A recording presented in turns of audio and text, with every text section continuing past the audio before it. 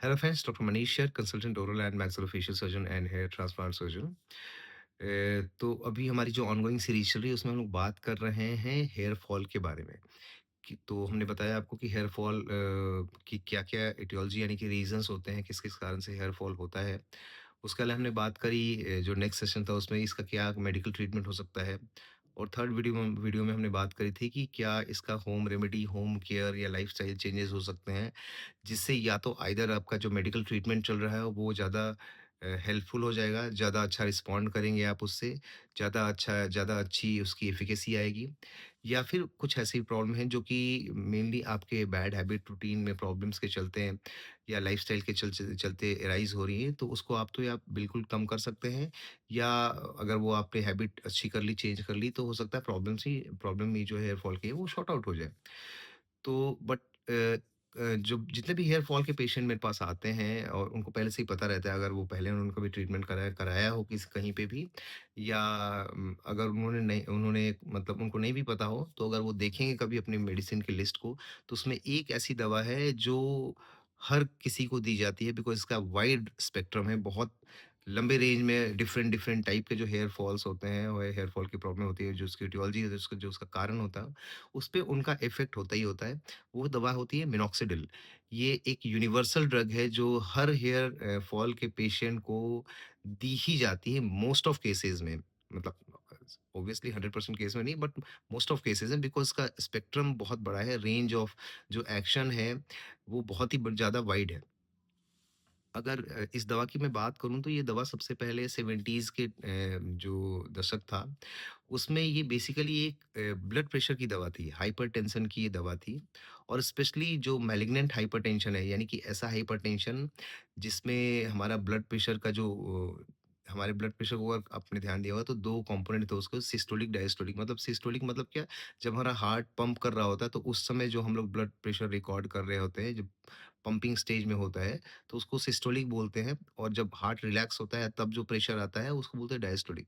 तो जो मैलिग्नेंट वाला पार्ट होता है उसमें डायस्टोलिक ऑलमोस्ट 120 हो जाता है और जो सिस्टोलिक है 180 के पार चलाता है। इस केस में क्या होता है कि वो बेसिकली इन केसेस में ऑर्गन डैमेज होने लगते हैं, यानी कि आपके ब्रेन, लंग्स, हार्ट, किडनी, ये सब जो वाइटल स्ट्रक्चर है वो इतने ज़्यादा ब्लड प्रेशर के चलते वो डैमेज होने लगता है। तो उस केस में या रिफ्रैक्टरी केसेस, ऐसे केसेस जिसमें कि जो नॉर्मल बीपी की दवाइयाँ हैं वो काम नहीं कर पा रही हैं, उस केसेस में हम लोग इसको डॉक्टर्स दिया करते थे।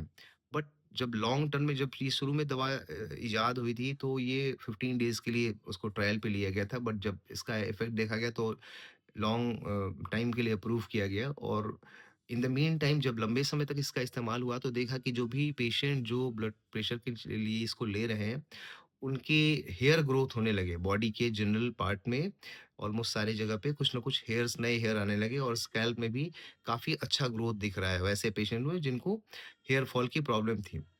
उसके बाद इस पे रिसर्च शुरू हुआ, बहुत सारे पेपर्स आए, तो उसके बाद ये चीज़ क्लियर हो गई कि हाँ, ये जो है, ये हेयर ट्रीटमेंट में ये एक मिरेकल था कि हेयर ट्रीटमेंट में इसको हम लोग इस्तेमाल कर सकते हैं। पहले ये एक ब्रिटिश कंपनी के पास ये दवा थी, बाद में इसको फाइज़र जो कि यूएस बेस्ड कंपनी उसने उसको परचेज़ कर लिया। अब इसके बाद इसके बहुत सारे फ़ॉर्मूलेशंस आए जब फाइज़र ने इसको शुरुआत में 2% फिर 5% फिर 10% कंसंट्रेशन में सॉल्यूशन के फॉर्म में, लिक्विड फॉर्म में ये आने शुरू हुए, बाद में टैबलेट्स भी आए।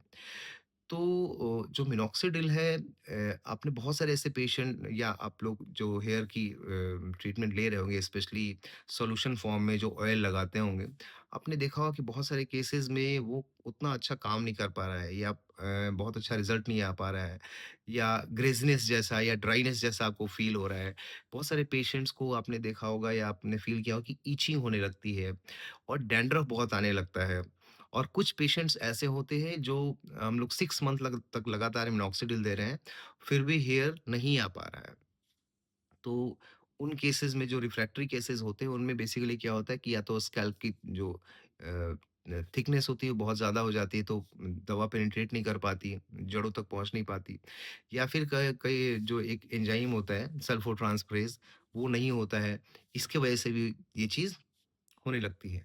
तो उन केसेज़ में हम लोग क्या करते हैं कि पेशेंट्स को या किसी को सोरियोसिस की बीमारी है, उस केसेज़ में भी ये इसको एग्रीवेट कर देता है। तो बहुत सारे केसेज़ में हम लोग को ये काम नहीं कर पाता है, या कॉन्टैक्ट डर्मेटाइटिस उससे हो रही है, खुजली हो रही है, ठीक है? तो उस केसेज़ में हम लोग क्या करते हैं कि ये दवा जो होती है, इसको हम लोग टैबलेट फॉर्म में भी ले सकते हैं। और टैबलेट फॉर्म में ये बहुत अच्छा रिस्पॉन्ड करती है। बेसिकली मिनॉक्सिडिल क्या करती है कि वैसोडाइलेटर है, चूँकि ब्लड प्रेशर की दवा है, जो वेसल्स होती हैं उनको डायलेट कर देती है। यानी जब स्कैल्प में क्या करता है, जहाँ पे हमारे हेयर्स के रूट होते हैं, वहाँ वैसोडाइलेटेशन कर देते हैं। यानी कि जो वेसल्स होती हैं उनके डायमीटर को बढ़ा देती है, जिससे क्या होता है कि हमारा ब्लड फ्लो बढ़ जाता है। जब भी ब्लड फ्लो बढ़ेगा स्कैल्प में, चूँकि हमारे स्कैल्प में ब्लड फ्लो जब बढ़ गया तो क्या ब्लड में ही सारे न्यूट्रिशन होते हैं। तो ऑब्वियसली न्यूट्रिशन जब बढ़ेगा तो हेयर की थिकनेस बढ़ेगी और हेयर का जो डायमीटर है वो बढ़ेगा, नंबर ऑफ हेयर्स बढ़ जाएँगे। तो ये इसका प्रिंसिपल ऑफ एक्शन होता है। तो जब हम लोग टैबलेट फॉर्म में लेते हैं, एक और जो बड़ी समस्या होती है, कई बार रिफ्रैक्टरी केसेज़ हो जाते हैं, यानी कि मिनॉक्सिडिल हम लोग लगा रहे हैं लेकिन वो काम नहीं कर पा रही है, क्योंकि हमारे पास एक खास तरह का एंजाइम मिसिंग है, जो मैंने आपको बताया। लेकिन क्या होता है कि वो एंजाइम हमारे लिवर में होता है। तो ये एक्टिव फॉर्म में जब हम लोग इसको ओरल रूट से लेते हैं, यानी मुंह के रास्ते से लेता है, तो इसका सबसे पहले जो इसमें जो दवा जाती है, वो मोस्ट ऑफ जो दवाएं होती है वो लिवर से होके ही जाती हैं। तो लिवर में ये एक्टिवेट हो जाता है, क्योंकि ये एंजाइम हमारे यहाँ लिवर में प्रेजेंट होता है। और उसके बाद जब वो ब्लड में जाता है, तो आपका जो हेयर लॉस का जो प्रॉब्लम है, उसको ठीक कर देता है। ये सबसे बड़ा बेनिफिट है। इसके अलावा क्या है कि हम लोग मोस्टली जो लिक्विड फॉर्म में लगाते हैं मिनॉक्सिडिल को, वो कम से कम 2 बार लगाना ही पड़ता है। लेकिन हम लोग ये जो दवा होती है, टैबलेट है, वो ओडी फॉर्म में होती है। और चूँकि ओरल रूट से हम लोग ले रहे हैं, तो जो हमारा प्रॉब्लम है बहुत सारा, जैसे कि अगर थिकनेस के चलते वो काम नहीं कर पा रहा है, या एंजाइम के मिसिंग होने के चलते काम नहीं कर पा रहा है, तो ओरल रूट में लेने की वजह से ये प्रॉब्लम्स नहीं रहती है। उसके अलावा जो हमारा प्रॉब्लम होता है, ड्राइनेस हो जाता है स्कैल्प का, या इरिटेशन या इचिंग होती है, वो प्रॉब्लम्स भी नहीं होती हैं। और बहुत ज़्यादा जो डैंड्रफ बन रहा होता है, उसको भी ये चीज़ सॉर्ट आउट कर देती है। बस कुछ प्रॉब्लम्स क्या-क्या है, आपको क्या ध्यान रखना है हमेशा, ये जो दवा होती है, वो हम लोग को रात में लेनी होती है।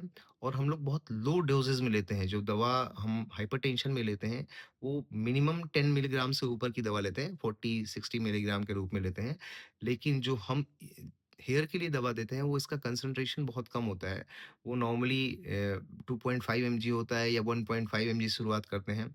हालाँकि ये मेल और फीमेल में अलग-अलग डोसेज़ आते हैं, बिकॉज़ दोनों का response, female normally low dose पे रिस्पॉन्ड कर जाती हैं, और जो मेल होते हैं वो नॉर्मली थोड़े हाई डोज़ पे, लेकिन नॉर्मली हम लोग 2.5 मिलीग्राम से ज़्यादा देते ही नहीं हैं। तो ये बिल्कुल सेफ़ है।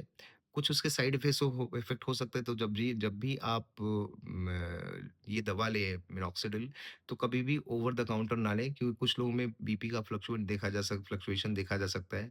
मोस्टली हम लोग रात में रिकमेंड करते हैं, और ये इसका जो मेन टी हैफ होता है, यानी कि मेन जो काम करने का समय होता है, वो 3 आवर्स तक ही होता है। हालाँकि पूरा ड्यूरेशन इसका 72 आवर्स का है, लेकिन नॉर्मली 3 आवर्स के बाद इसका जो टी हाफ होता है, यानी कि आधा जो है वो निकल चुका होता है हमारी बॉडी से, किडनी के फ़िल्ट्रेशन के रास्ते से। तो कोई ऐसा मेजर इसमें साइड इफ़ेक्ट नहीं होता है। कुछ कुछ केसेज़ में देखा गया है कि बीपी फ्लक्चुएट कर सकता है, तो इसलिए हम लोग रात में सोते टाइम लेते हैं। कुछ केसेज़ में आपको देखा गया है कि टखनों के नीचे या पेरिफेरल रीजन में, जो एंड रीजन्स होते हैं बॉडी के, वहाँ पे कुछ स्वेलिंग जैसी हो सकती है, उसको एडिमा बोलते हैं हम लोग। तो उसके लिए अन्य दवाइयाँ आती हैं, जिसको हम लोग ऐड कर देते हैं, जैसे स्पाइरोनोरेक्टोन आती है उसमें, पोटेशियम स्पेरिंग डाययूरेटिक्स होती है बेसिकली। तो ये एक अच्छा ऑप्शन है ओरल रूट, जिनको बहुत सारी दिक्कतें हो रही हैं जो लिक्विड फॉर्म में या फ़ोम फॉर्म में लगाने से। ओरल रूट से अगर मिनॉक्सिडिल लेते हैं, तो ये बहुत सारी समस्याएँ, अगर साथ में फिनेस्ट्राइड भी ऐड कर देते हैं, तो ये एक बहुत ही अच्छा द दवा होता है, जिससे कि हम लोग हेयर फॉल को कंट्रोल कर सकते हैं, नए हेयर्स ला सकते हैं, हेयर का डायमीटर बढ़ सकता है, हेयर का थिकनेस बढ़ सकता है, ठीक है? तो हेयर्स के नंबर बढ़ जाते हैं। तो ये बहुत ही अच्छा एक मिरेकल ड्रग है।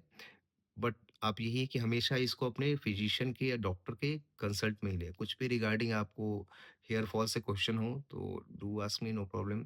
या किसी ड्रग से रिलेटेड कोई प्रॉब्लम हो, कोई एलर्जी हो, कोई समस्या हो रही हो, या वो काम नहीं कर पा रहा हो, कुछ भी anything related to hair, please you can ask me. Okay, thank you.